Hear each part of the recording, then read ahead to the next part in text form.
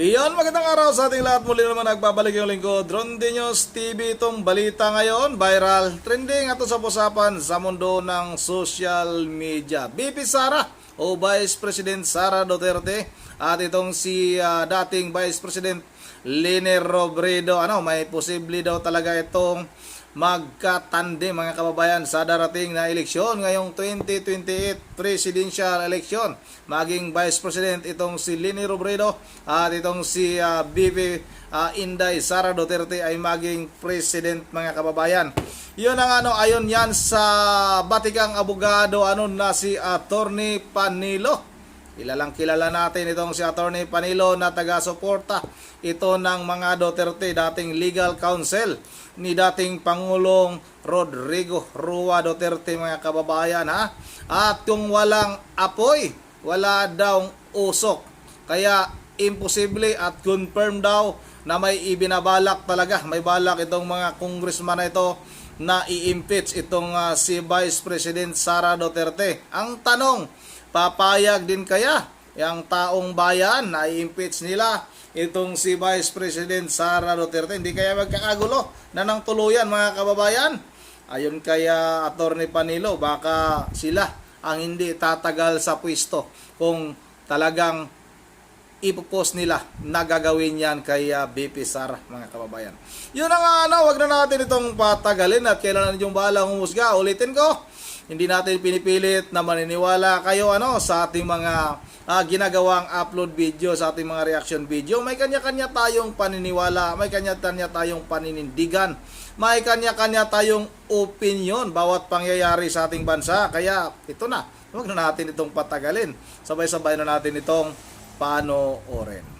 Mga Duterte ngayon po sa mga pahayagan. Umpisahan po natin muna dito po sa kay VP Sara, no? Number one, do you know what was her, ano yung pakay po niya nung binisita po niya si former VP Leni Robredo? Bakit po, why did she make the trip to Naga? Baka pwede niyong ikwento po. Nandun din ako sa Naga nung dumating siya. Okay. Yun bisitang sosyal. Wala namang politika doon. Pareho din ng mga ibang politiko nagpuntahan lahat. Kasi ordinarily, talagang yung mga politiko, regardless of their political affiliation, nagbibigay galang sa dating pangalawang pangulo ng bansa. At kami mga Bicolano naman, lahat yan ay welcome sa amin. Basta Piña Francia, everybody is welcome. So hindi kayo nagulat na, yun na nga, kumbaga it was more of a social thing, but we know, no, the rift, we know talaga yung malalim na ano po, no, hidwaan po ng Duterte, especially the father, no, former President Rodrigo Duterte, nung panahon po na VP po niya si Leni. Did that not rub off on the daughter? Let me correct you there. Wala namang malalim na hidwaan. It was more, in other words, it was not personal. Okay. More on the positions politically ng dalawa na hindi sila magkakasundo. Pero personal, hindi. Kaya ito naman si Presidente Duterte, mabait sa lahat yan. Kalaban ka sa politiko, hindi. Pag dumating ka, you are welcome. Ganon sila. Ganon ang pamilya. Attorney Sal, meron bang posibilidad na maging magkasama sa partido si Vice President Sara at si dating Vice President Leni? Kasi ang narinig namin, tatakbo daw na mayor ng Naga si dating Vice President Leni. Well, nothing is impossible in politics. But as I said earlier, more on political positions ang pinagkakaibahan ng dalawang kampo. No. So, pero Attorney Sal, that social call, that social visit, ano pong napag-usapan? Aside from, the usual niceties na, hello, how are you? Pero, how long did it last? Ikwento mo, how long did the meeting last? Wala, hindi ko alam yun kasi wala naman ako sa kanila nung nandun ako sa Naga. In fact, in-interview pa ako ni Corina at ni Pinkay dyan. At binibigyan nga nila ng kulay. Wala, ordinaryong kwentuhan lang yun. Kwentuhan sosyal, kumusta mga anak mo, kumusta yung mga anak natin, ganun lang yun. Okay, sige. So ano na natin, isang tabi na natin po that Naga visit. The more pressing issue po talaga ngayon po, ako number one, you as a lawyer po, ano po yung position niyo po tungkol dun po kay VP Sara nung humarap po siya sa Kamara de Representantes and she refused to take oath? Was that something you agree or do you think, she should have complied and taken the oath like everybody, even the former President Noynoy Aquino, former President FVR, when they faced the Congress, they took their oath? Well, alam mo, she's a lawyer. Kung abogado ka kasi, you're strict to your training. Nakita niya ron na ang pinapa-take ng oath lang ay mga testigo. At ang imbitasyon naman sa kanya as a resource person. So talagang hindi siya kailangan mag-take ng oath. At tama rin yung ipinakita ni Presidente Arroyo na merong ruling ang Korte Suprema na pag ikay naimbitahan dyan at parang pinalalabas na ikaw akusado, ay ibang usapan yan. Iba ang level mo. Kaya iba dapat ang tratamiento mo. Attorney Sal, ano po ang reaction po ninyo dun sa pahayag ni Vice President Sara na yung mga ginagawang pagdinig daw po patungkol sa Office of the Vice President well-funded at talaga mga pag-atake daw talaga at pinaghandaan ng mga pag-atake para po siraan ng Office of the Vice President?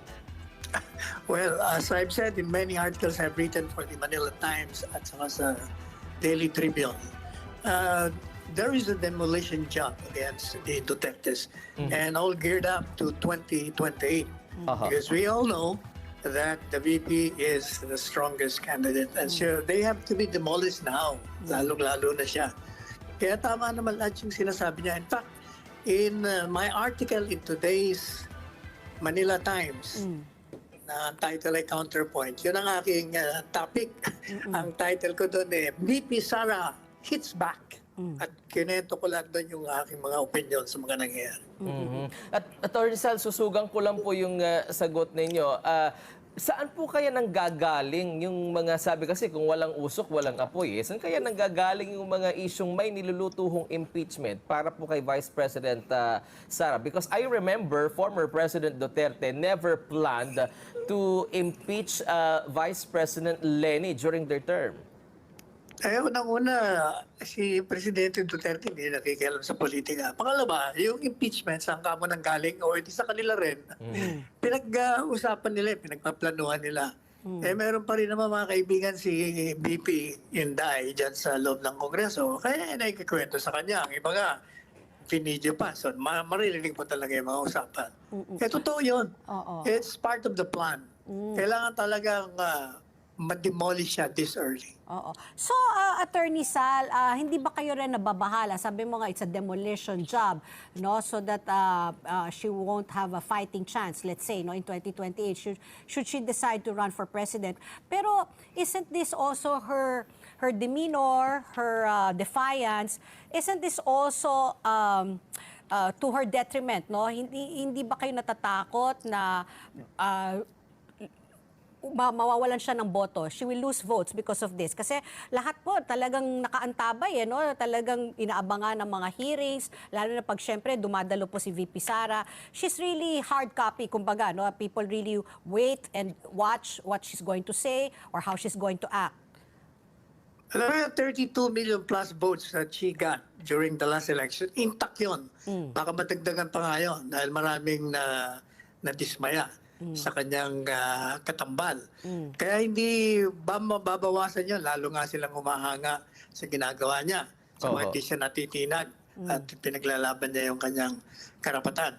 Yung mga kontra sa kanya, dati ng kontra yun, kaya hindi boboto sa kanya yun. Okay, so hindi kayo nangangamba po na mawawalan po siya ng boto. You feel that the 32 million is intact, untouchable? Nangangamba ko na baka mapadali ang pagbagsak sa kapangyarihan ng mga nang-aapi sa kanya.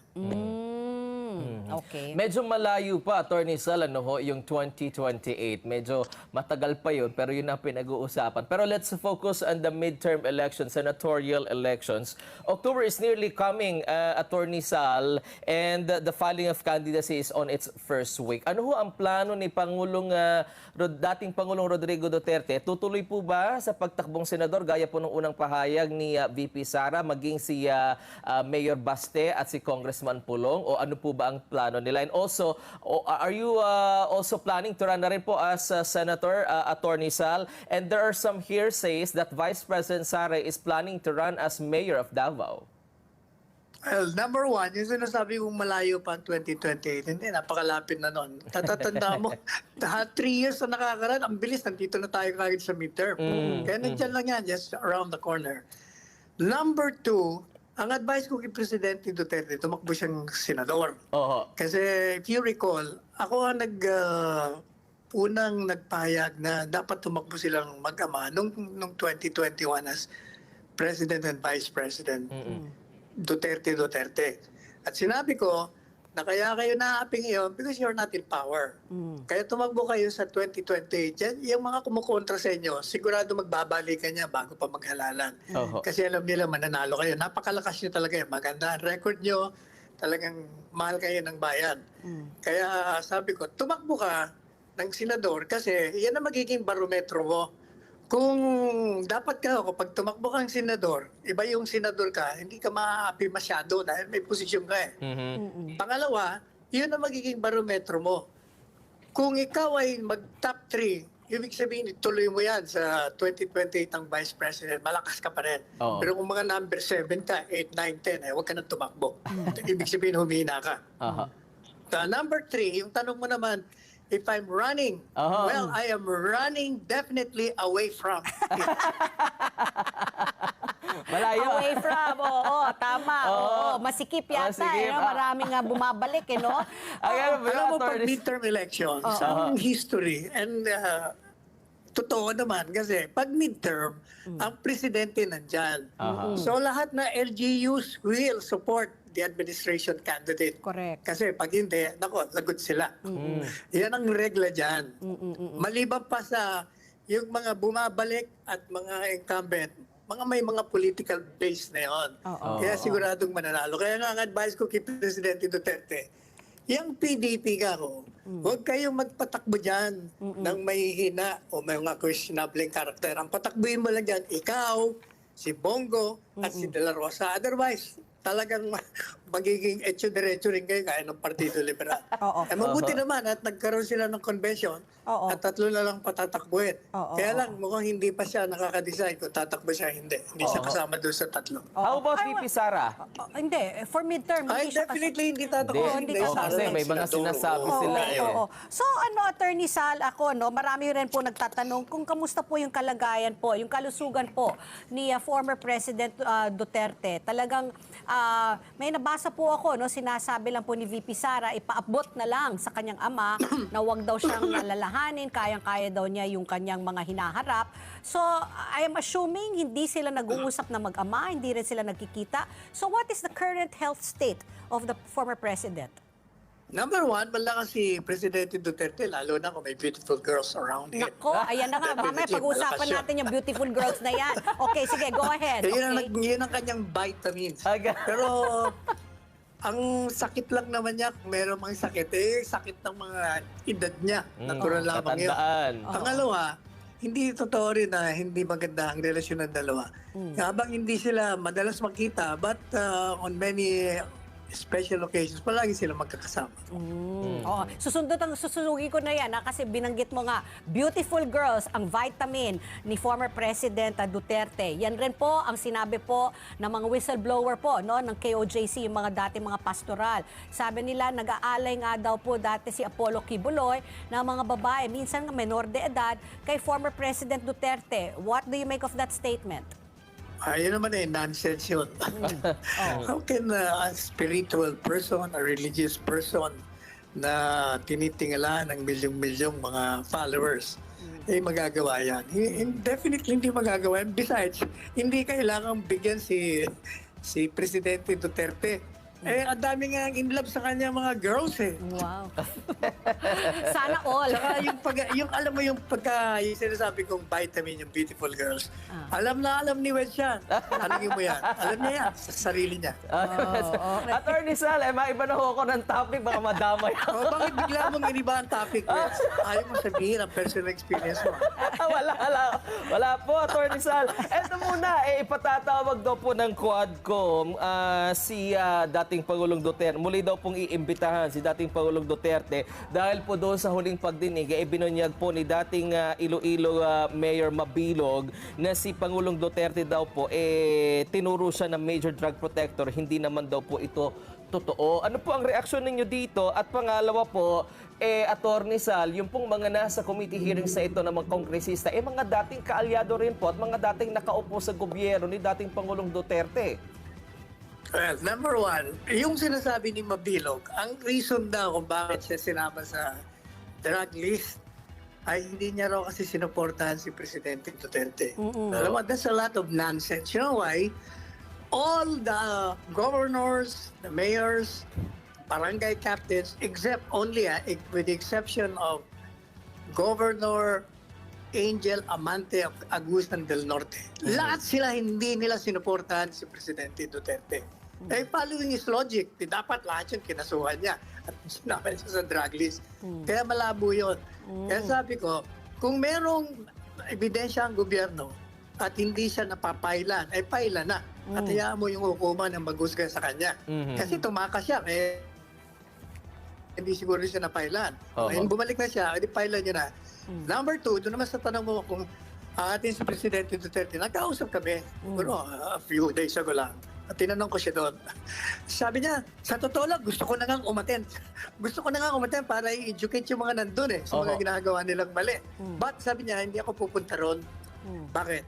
Kasi, wala, tingnan mo ang ginagawa nila sa resource persons. Hindi yun naman makapagpaliwanag eh. Nihiya na nila, binubuli nila, at hindi, ang importante, hindi makapagpaliwanag. Kasi kung pupunta ka ron, hindi ka rin lang makakapagpaliwanag ang gusto mong sabihin, ay bakit ka pa pupunta ron? Yun ang tama din naman talaga pag dating sa Kongreso, pag magsasalita yung kanilang mga resource person dyan, binabara agad ng mga congressman na yan.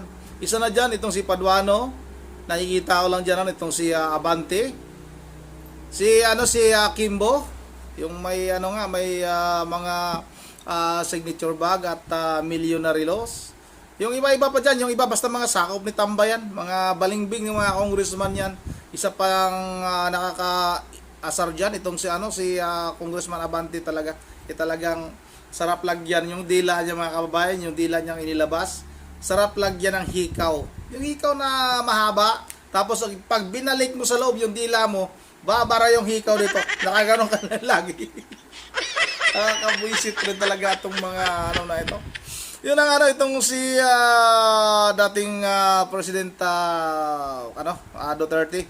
Hindi daw ito dadalo sa pagpapatawag ng Quadcom Committee dahil nga sa pag-iyak nitong si Mabilog, itong mayor ng Iloilo. Hindi naman lalaya siya kung halimbawa ay walang kasalanan niya. Sila na nga nagsasabi diyan sa mismong kongreso, mga kababayan, na itong si Pastor Apollo Kibuloy hindi magtatago kung halimbawa walang kasalanan. Yan si Mabilog, nagtatago dati, ibig sabihin may kasalanan yan. Tapos ngayon, kinakampihan kaagad ng mga congressman na ito. Yun ang kayo nang bahalang humusga. Ulitin ko lang, may kanya-kanya tayong paniniwala, may kanya-kanya tayong opinion, may kanya-kanya tayong pinapanigan. Yun ang dito lang muna, at bago tayo magtatapos ay mag-shoutout lang muna ako kay Ma'am Susan 76. Kay Ma'am Bergia, maraming salamat ulit Ma'am Bergia, at nakalabas ka na sa ospital. Ingat kayo lagi. Kay hindi ko na kasi mabasa yung mga komento dito, Shoutout ulit, shoutout na rin kay shoutout na rin kay Lods Rosalie Malit. Shoutout na rin kay Libby Gabalis. Shout out kay Agniso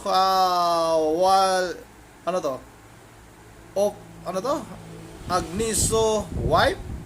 Agnes of wife pala. Shout out na rin kay Dima Bernadette Katama. Yun ang andito na muna. Mahirap basahin talaga. Tingnan yung mga komento dito. Kay Milda Cruz, shout out Milda Cruz. Kay Rogresio Bactasa pala, idol, at kay Armando Cabrera. Shout out sa inyong lahat. At once again, this is Ronde TV mo. Ingat niyo lahat. God bless bawat isa sa atin.